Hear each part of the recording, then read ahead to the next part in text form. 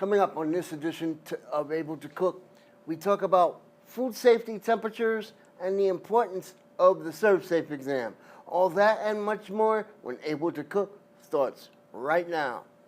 Welcome to this edition of Able to Cook, the one and only program that focuses on cooking positively in the kitchen and focusing on abilities in the kitchen. I'm Lauren Seiler. Arlene's not here today. Let's thank our sponsors, Washington County Mental Health, and the Association for the Blind of Vermont, the Division for the Blind of Vermont, and many, many, many others for their partnership in Able to Cook and other programs that we do, including Able to Arnett. Let's begin. In today's television show, we're going to talk about the ServSafe and food temperatures. ServSafe is a food and beverage safety program developed and administered by the National Restaurant Association, NRA. Not the, don't confuse that with the National Rifle Association. It provides training and certification in food safety, responsible for alcohol service and other related areas for the food service professionals. The program aims to educate individuals on preventing foodborne illnesses and managing food safety risks. Here's a more detailed explanation.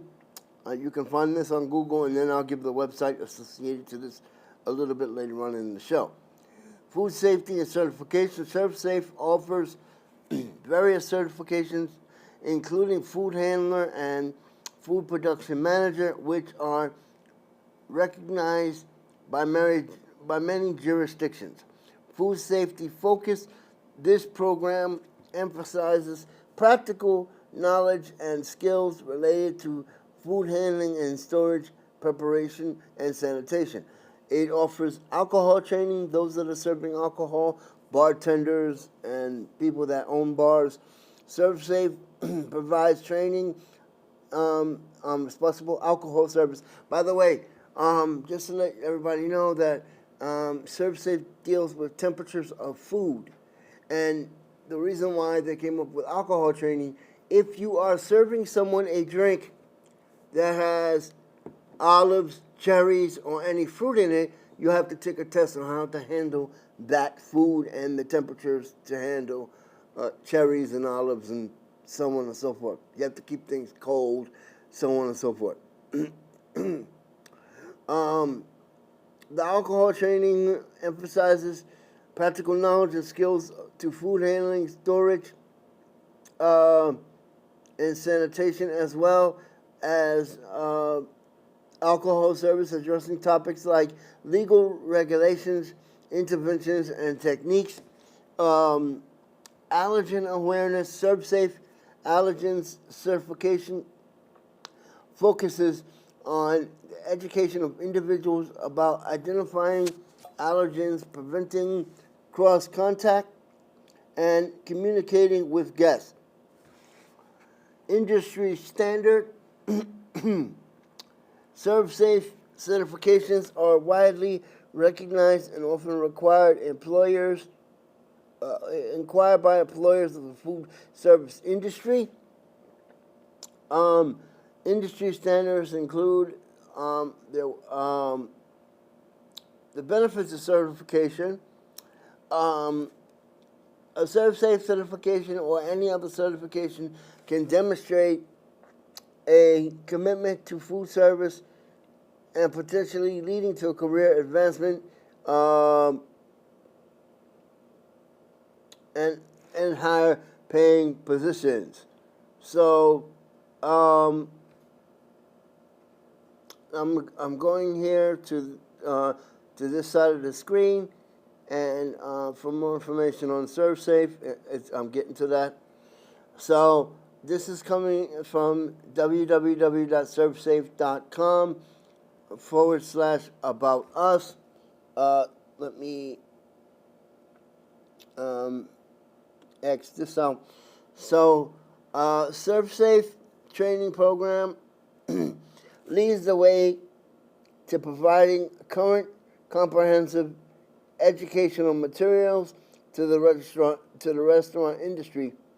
More than 4 million food service professionals have been certified through the ServSafe Food Protection Manager certification exam, which is accredited by the American National Standards Institute, ANAB Conference for Food Protection. ServSafe is also administered by the National Restaurant Association, but ServSafe training is a certification recognized by more federal, state, and local jurisdictions than any other food safety certification. Since 1919, ServSafe has been in the restaurant industry's leading association, and together with the National Restaurant Educational Foundation. Matter of fact, I'm going to click here and I'll tell you more about it. Okay. The National, I hate when that happens. So, the National Restaurant Association, chooserestaurants.org, starts on this website. And for those that are interested in these programs, let me tell you about them. There's something called Pro Start, which is a national 2-year high school program that reaches more than 22,000 students. 222,000 students and 2,200 high school students across every U.S. state, Puerto Rico, and the District of Columbia. They have scholarships and other programs. But more importantly, let's go to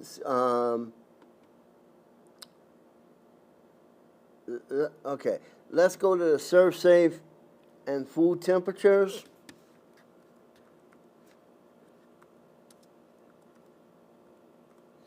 Which is important.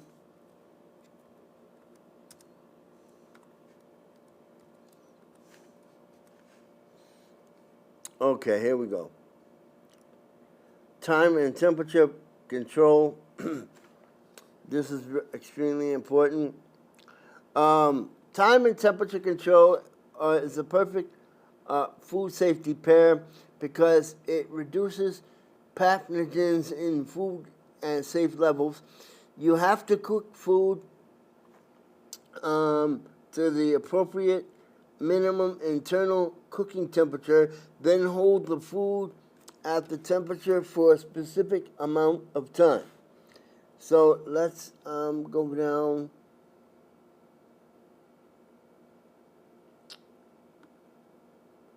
Minimum cooking temperatures. Poultry, including whole and ground chicken, turkey or duck, or stuffing made with fish or poultry. Everything in this group is 165 degrees. Stuffing made with seafood, poultry, or pasta. Dishes that include previously cooked TCS or temperature controlled for safety ingredients. Okay, so that's 165 degrees. I'm going to make this a little bigger here. There we go, so we can all see it. Okay, so 155 degrees is ground meat, including beef, pork, and other meat. Injected meat, including brined hams or flavor-injected roasts. 155 degrees is mechanically tenderized meat. anything, hold on a second. It's a little small, so bear with me. Oh, there we go. Anything including ostrich or emu is 155 degrees. Ground seafood, including chopped or minced seafood, is 155 degrees. Shelled eggs that are hot, held for service, is 155 degrees. And ground meat from game animals, commercially raised or inspected. Now, let's go to 145 degrees and 15 seconds. Hold for 15 seconds or more. Seafood, including shellfish or crustaceans, lobster, shrimp, scallops, anything of that nature. Steaks, chops, pork, beef, and lamb is 145 degrees. Commercially held game is 145 degrees. Shelled eggs that are served immediately, like a hard-boiled egg, is 145 degrees. 145 degrees are also beef, pork, veal, and lamb. 135, food from plants, fruit or vegetables, grains, rice, pasta, and beans. Beans or refried beans is 135 degrees. That is held for service. Let's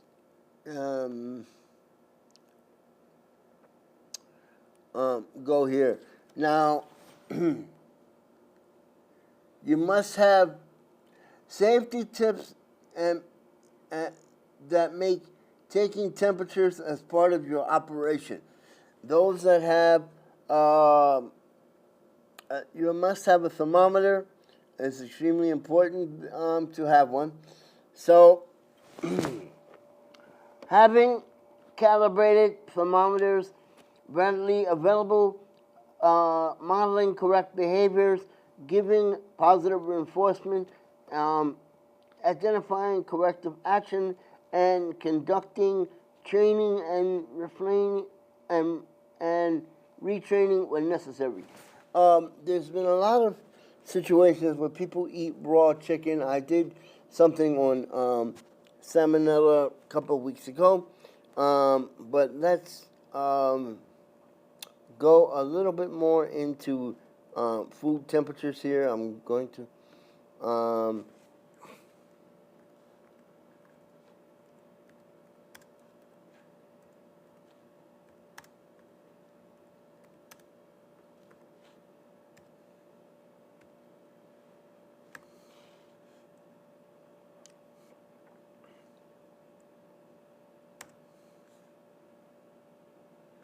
okay, to avoid getting sick from food, it is crucial to maintain proper temperatures. The danger zone for bacterial growth is between 40 degrees and 140 degrees and 4 Celsius and 60 degrees Celsius. Foods kept in the zone for more than 2 hours, 1 hour at the temperature is above 90 degrees Fahrenheit, can harbor harmful bacteria, potentially causing food poisoning.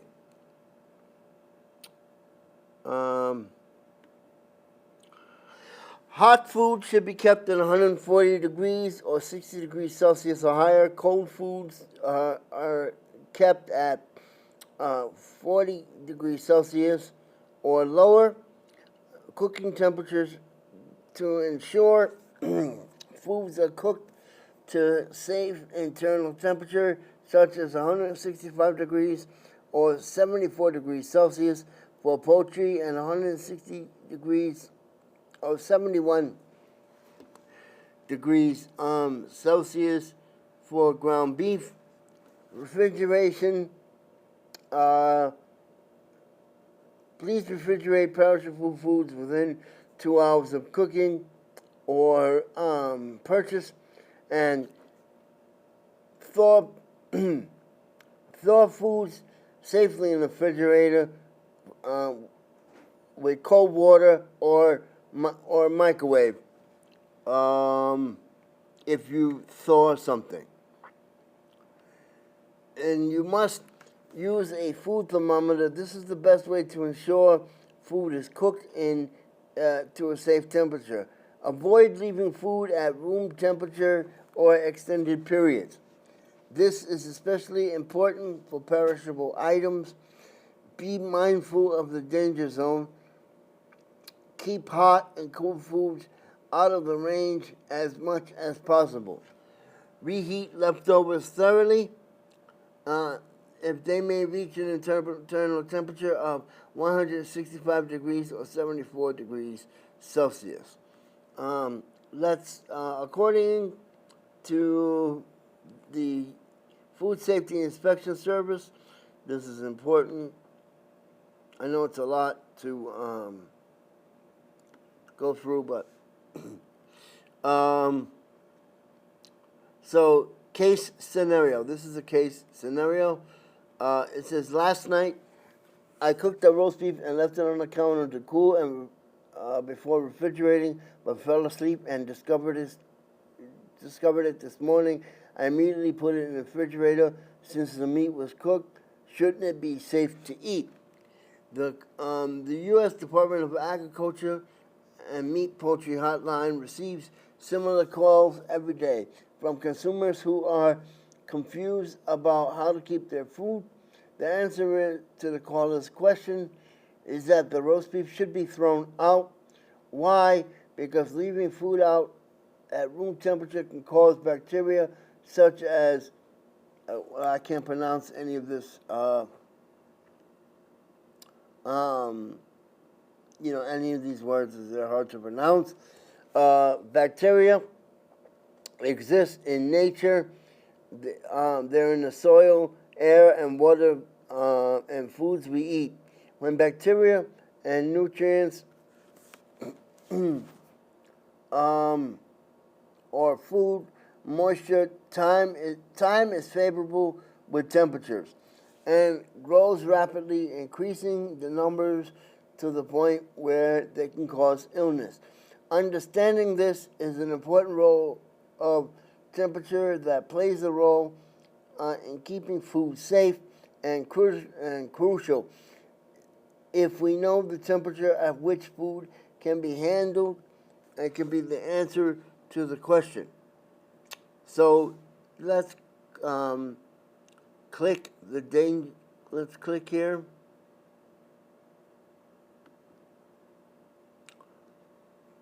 How temperatures affect food. And by the way, on the side of your screen, if you need food safety stats, you can click certain things. So this is the USDA.gov food safety handling page. Okay, so the danger zone is 40 degrees Fahrenheit to 140 degrees Fahrenheit. Bacteria grows rapidly in the range of temperatures between 40 degrees and 140 degrees Fahrenheit in as little as 20 minutes. The range of temperatures is often called the danger zone, which is why the Meat and Poultry Hotline advises consumers to never leave food out of refrigeration within 2 hours.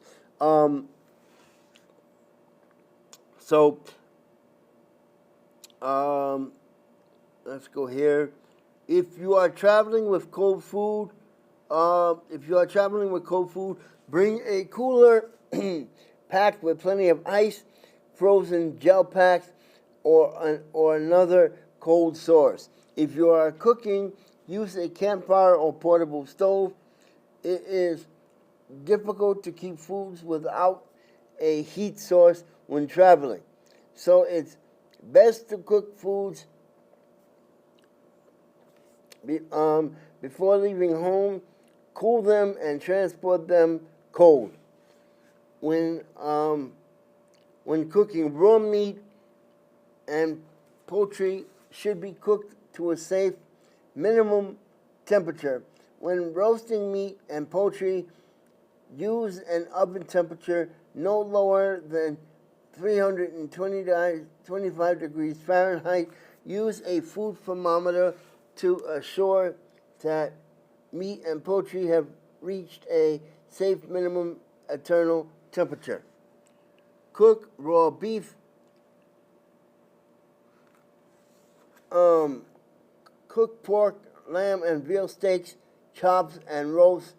Minimum internal temperature of 145 degrees. At measured with food thermometers before removing meat from the heat source for safety and quality. Allow meat to rest for at least 3 minutes before carving or consuming. For reasons of personal preference, consumers may choose to cook meat at higher temperatures. Cook all beef. Cook all raw ground beef, pork, and lamb, and veal to an internal temperature of 160 degrees, as measured with a food thermometer. Cook all poultry to a safe minimum internal temperature of 165 degrees, as measured with a food thermometer. And this is the last thing before we end the show. If raw meat and poultry have been handled safely, use the above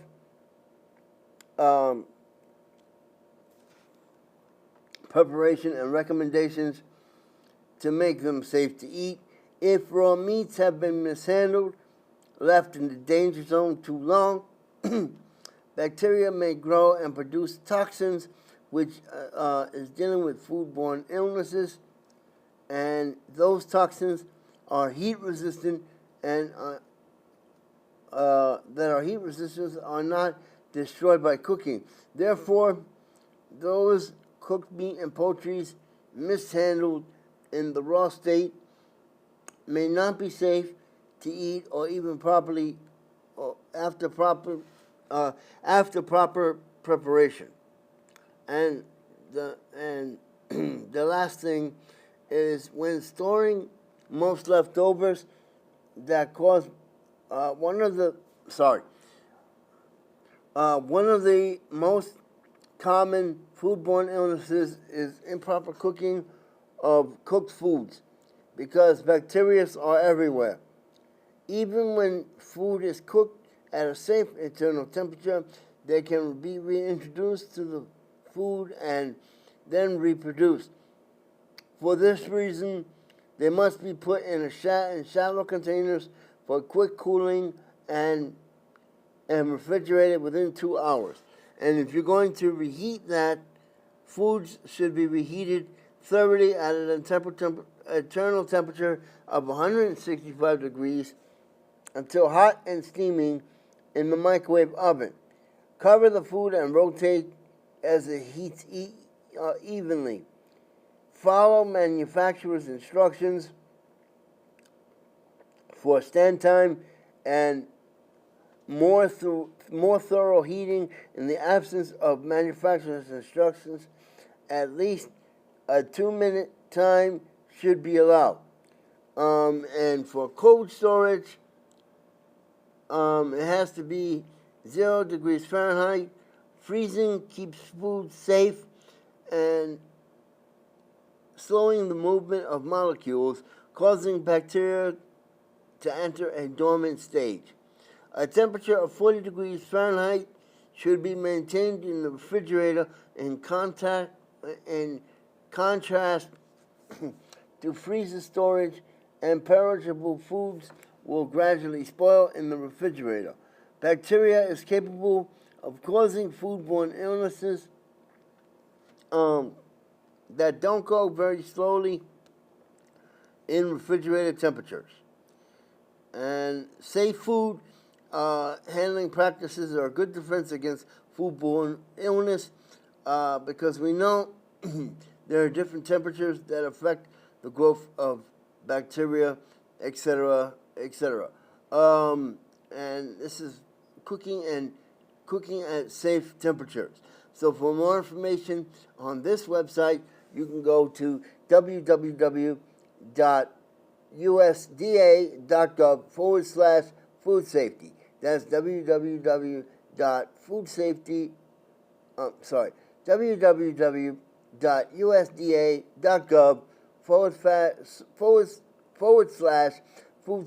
and food handling. And this has been Able to Cook, the only program that focuses on the needs, concerns, and abilities in the kitchen and beyond. I'm Lawrence Seiler. This has been about food safety and food temperatures and the Serve Safe exam.